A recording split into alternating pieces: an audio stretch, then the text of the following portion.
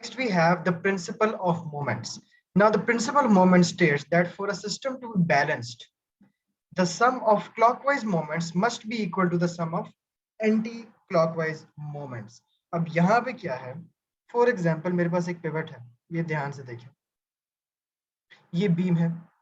एक तरफ मैं कह रहा हूँ यहाँ पे मैंने 5 न्यूटन की फोर्स लगाई है और इसका डिस्टेंस है 10 मीटर्स। साथ ही मैंने एक इस पॉइंट पे 10 न्यूटन की फोर्स लगाई है और इसका डिस्टेंस पिवट से यहाँ तक है 5 मीटर। अब ये बीम बैलेंस्ड है जबकि फोर्सेस दोनों पे डिफरेंट है।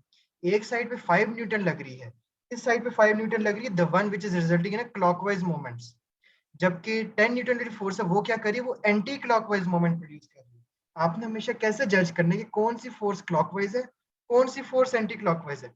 ये पिवट है, ठीक है। अब यहाँ आप खुद इमेजिन करें, जब आप यहाँ पे उस बीम के वजन डालेंगे, वो कहाँ जाएगी? वो क्लॉकवाइज मूव करेगी। तो ये आपके पास क्लॉकवाइज फोर्स है। और जो 10 न्यूटन है, ये जब यहाँ पे अप्लाई करेंगे तो वो भी आपके पास एंटी क्लॉकवाइज ली जाएगी, तो ये आपके पास एंटी क्लॉकवाइज फोर्स है।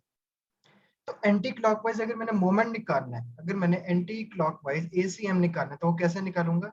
Anti clockwise force multiplied by its distance, तो वो क्या हो जाएगा? 10 into 5, 10 multiply by 5 is equal to 50।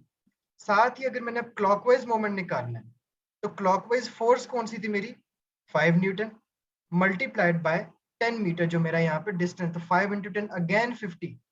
तो पता ये लगा कि beam would be balanced by, because the anti clockwise moment is equal to the clockwise moment, दोनों 50-50 है।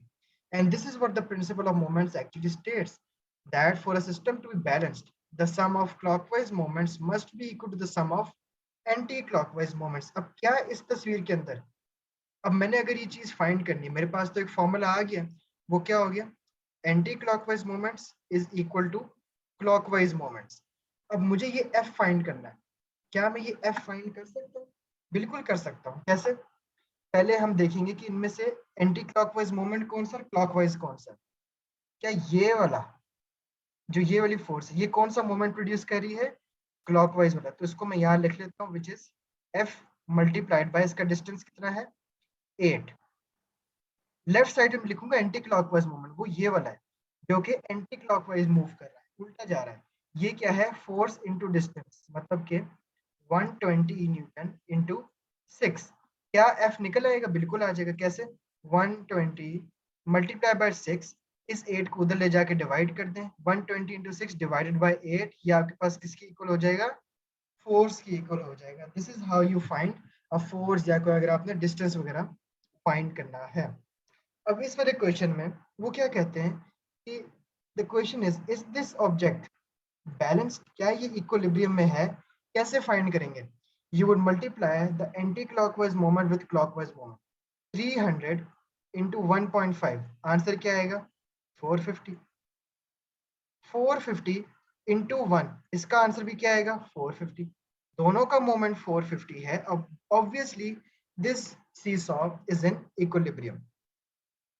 If the anti-clockwise moment and clockwise moment are equal, then the seesaw is balanced. This is known as the principle of moments. When something is balanced with a pivot, the total clockwise moment will be equal to the total anti-clockwise moment as well. तो ये है जो आपका principal moments basically declare करता है. In this diagram, force F2 is supplying a clockwise moment. अब ये आपके पास एक डायग्राम है, हमें अब मैंने ये पूछना है कि F1 कौन सा मोमेंट है, क्लॉकवाइज या एंटी क्लॉकवाइज? F2 कौन सा है, क्लॉकवाइज या एंटी क्लॉकवाइज? और F3 कौन सा है? अब मैं कैसे देखूंगा इन सबको? ध्यान से देखो, ये पिवट है, ठीक है। फोर्स 1 जो है वो इस बीम को यहाँ घुमाएगी टूवर्ड्स, ठीक है, इस तरह। आपने हमेशा पिवट के पास आना है। ये आपके पास है एंटी क्लॉकवाइज। अच्छा, F2 को देखते हैं, ये क्या करेगी? F2 ऐसे करके ला रही है, F2 बीम को इस तरह ला रही है, ये आपके पास क्या है? क्लॉकवाइज। F3 क्या है? F3 आपके पास इस तरह करके जा रही है, तो ये आपके पास क्या हो जाएगा? Anti clockwise. तो दो आपके पास एंटी क्लॉकवाइज मोमेंट्स हैं and one of them is your clockwise moment. तो अगर मैंने इनकी इक्वेशन लिखनी है, वो किस तरह की होगी? इक्वेशन का क्या फॉर्मूला है? Clockwise is equal to anti clockwise. Clockwise पहले कौन कौन से हैं? F2 क्लॉकवाइज थी ना, F2 इंटू इसका D2 होगा, D2 is equal to anti clockwise कौन कौन से, एक ये F1 अपने डिस्टेंस के साथ और ये F3 अपने डिस्टेंस के साथ, क्या हो जाएगा F1 into D1 plus F3 into D3।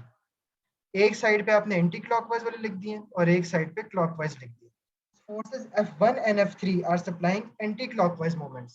Hence, the equation will be F2 into D2 is equal to F1 into D1 plus F3 into D3. This is how. The first step आपका ये, you have to determine that what is the force. What direction क्या है force? Is it providing a clockwise moment or is it providing a anti-clockwise moment? That is to be solidly determined by you.